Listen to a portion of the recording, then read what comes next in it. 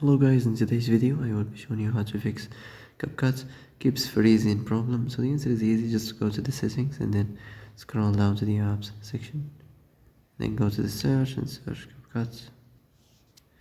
And then go to the storage and here you will find this clear cache option, click on it. Now you can go check it if it worked, and if it didn't, you can try to restart your phone or turn the Wi-Fi off and on, or the Bluetooth or the airplane mode. Also, you can try to clear data, but be careful. If you clear data, all these applications data will be deleted. This includes all files, the settings, the accounts, the databases, etc. So be careful if you want to clear your data.